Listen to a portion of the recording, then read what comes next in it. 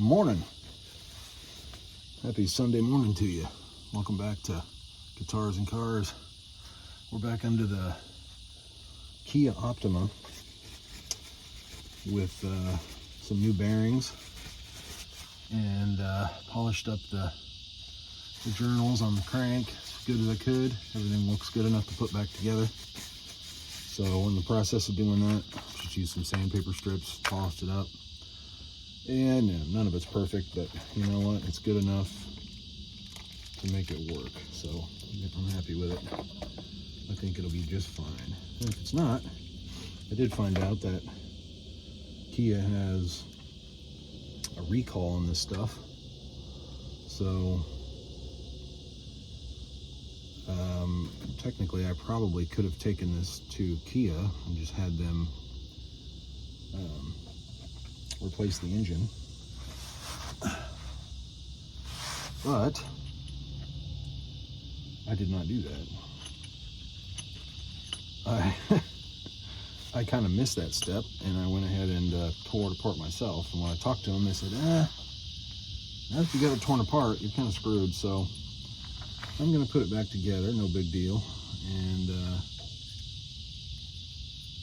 if it works, great. If not, then hopefully Kia dealership replacement engine process is still an option. So my fault for not knowing exactly what the situation was. I honestly did not, I considered it, but I really didn't think that Kia would actually replace the engine. But apparently the issue was big enough.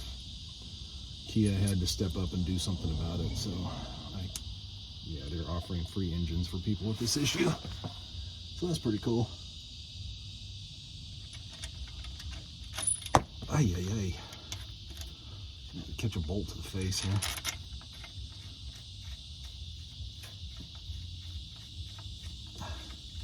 But anyway, do this process, put these bearings back together, get them torqued down. Got a new inch-pound torque wrench, so that's cool. I always used, foot-pounds, but some of this stuff requires inch-pounds, so we're going to try to do it as right as possible and get it all back together. Got to put these bearings back, torque them down, put the upper pan, lower pan, AC compressor, hopefully get it all sealed up good. I should have this thing running later today, hopefully. So, rock and roll. And hopefully the clankety clank is gone. There we go. We're going with 16 foot-pounds on these. Honestly, does not seem like enough.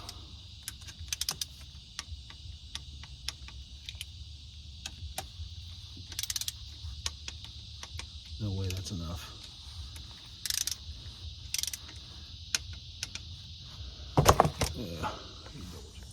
Okay, so the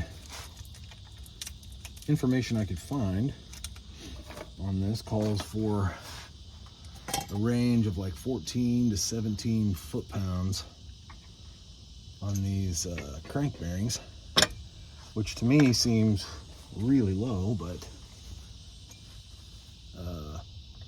it is possible to over torque your crank bearings, and then basically you cause premature wear and premature failure and all that. So we're gonna go with 16 and then double check it before I put it all back together, of course.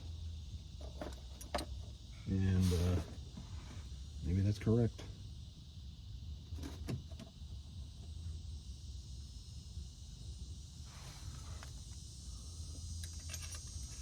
If I don't drip oil in my eye here, that's not fun.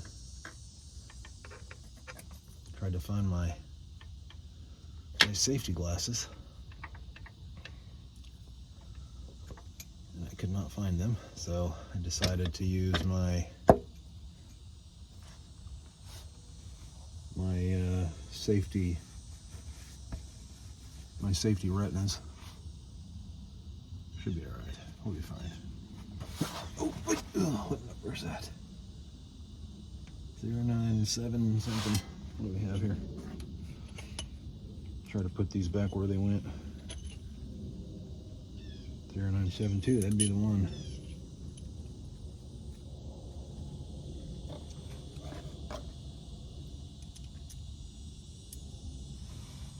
There. Got the bottom clamp there on the crank. Putting the bearing in, as you can see. Just slide it into place.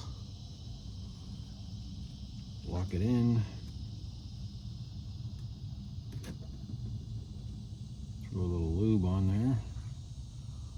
A little pre-lube action. And then bolt it up.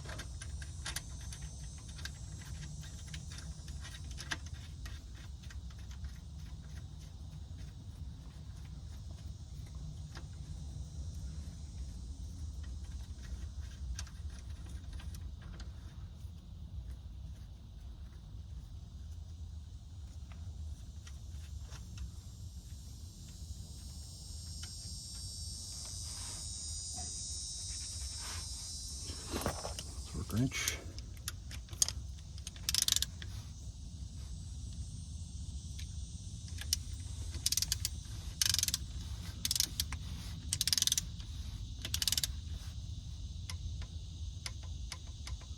£16 foot-pounds.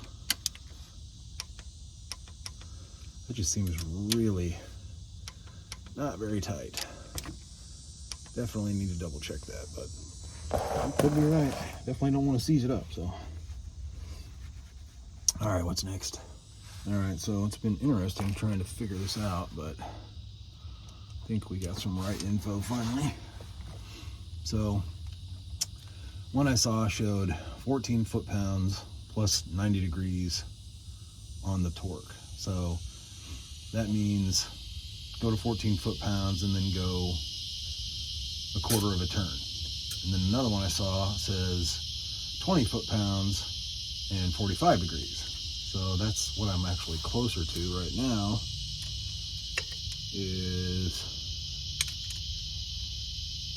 20, if I can find it, let me see, 20,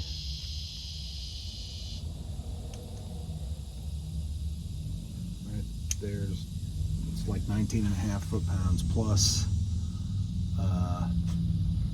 45 degrees, which would be an eighth of a turn. So if we go, there's 45. Oh, that's annoying.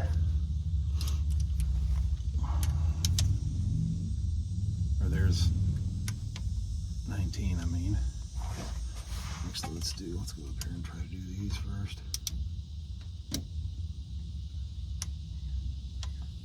It's already pretty snug, and then an eighth of a turn would be, let's see, let's do it this way. No, it doesn't like that. So can we do,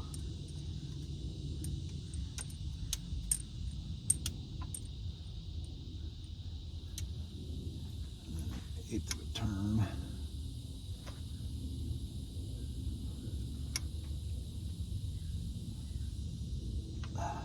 Fairly snug there, for sure.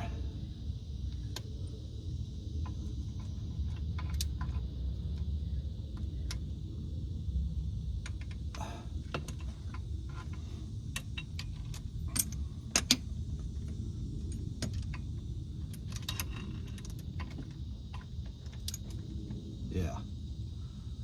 So that makes a lot more sense.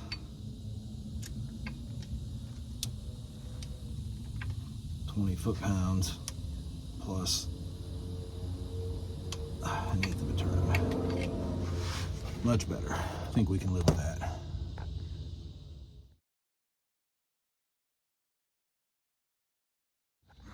Okay, So we've got our lower pan on. Let me tell you, that is not fun to put back on, especially without taking the timing cover off. It's really not intended to go that way. But under the circumstances, I had no intention of taking the timing cover off and all that other bullshit that has to go with it, so I squeezed it in there. Hopefully we don't have a leak. It's a mighty tight fit, so I seriously doubt if it's gonna leak. But it was about blew a gasket trying to squeeze it up in there, so can't say I recommend going that route unless you really feel like you know, giving it the old steroid jerk to squeeze it up in there. But regardless, we are making progress and we're looking good. So next, oil pump, oil pan, get everything tightened back up and secured, put some oil in it, fire it up, we'll be cruising before you know it, or we'll be clanking, one of the two. Okay, so put our little tensioner pin back in there. I don't know if you can see it, but that's where the tensioner pin was. I should have put that in a little sooner, so that was kind of a pain in the ass, but we got it. Now, we're ready to put the oil pump back in and slap our gear in there. Got a little bit of tension on it. It's not bad though. Grab a bolt or two, slap it in there. Where are we at here? Put one over here. A little awkward. There we go. Put one here. There we go. Now I can go hands free. And put the rest of them in.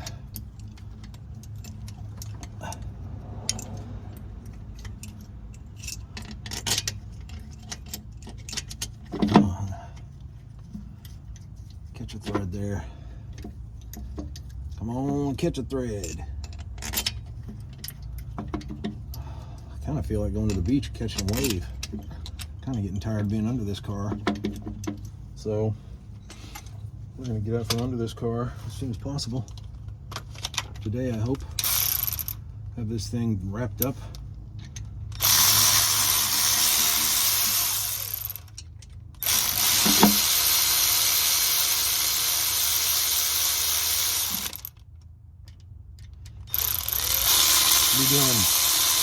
We're doing donuts in the parking lot pretty soon.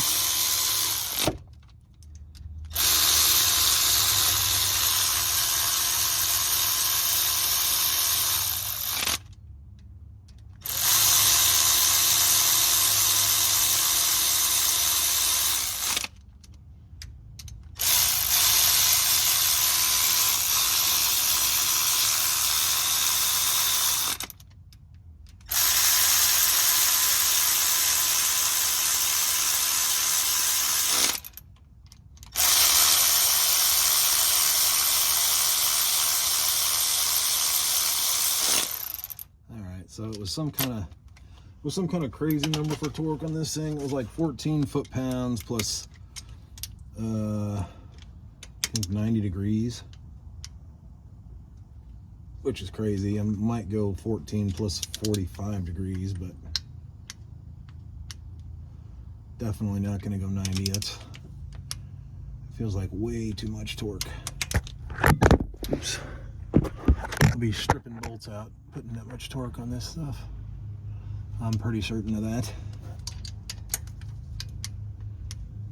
Yeah, I don't know why. I mean, it's all just aluminum. I don't think I need to over torque the piss out of it. I mean, it is an oil pump, but still. Shit, man.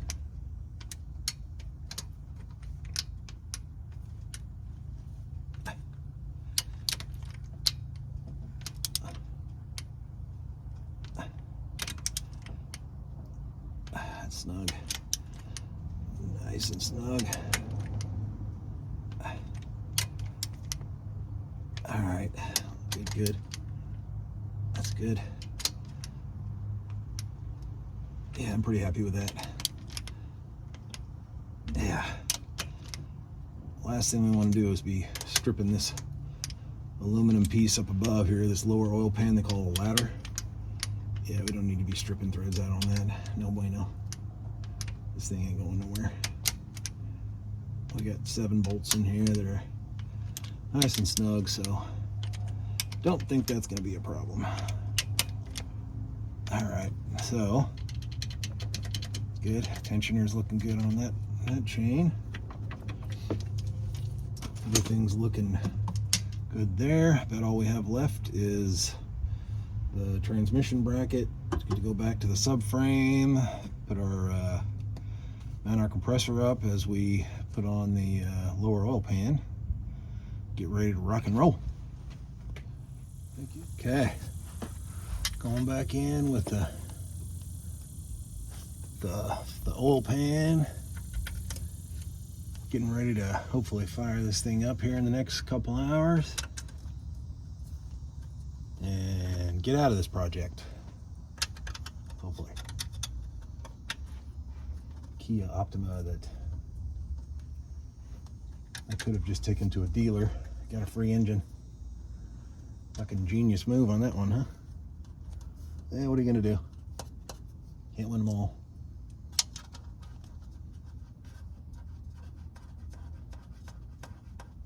So yeah, be firing this bad boy up pretty soon, hopefully. Get ready. Okay, the moment of truth is upon us. The Kia is reassembled, all back together, and we're getting ready to fire it up for the first time since I put the rod bearings in. So 'tis the moment of truth.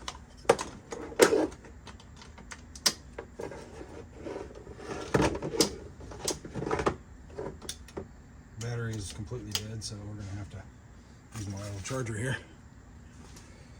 Yes, so fingers crossed. See what happens here.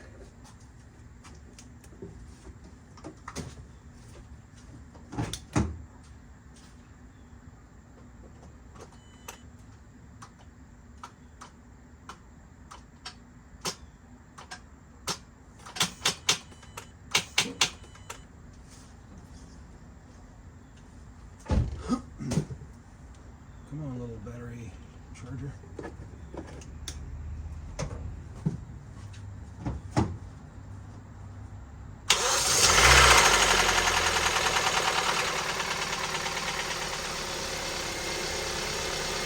Whoa. Maybe you had a little rattle at first. I think maybe a pressurized the system. The pump pressurized the system, and it sounds okay. Wow. Woo. Question is, how long is it going to last? Let's go drive the piss out of it and find out.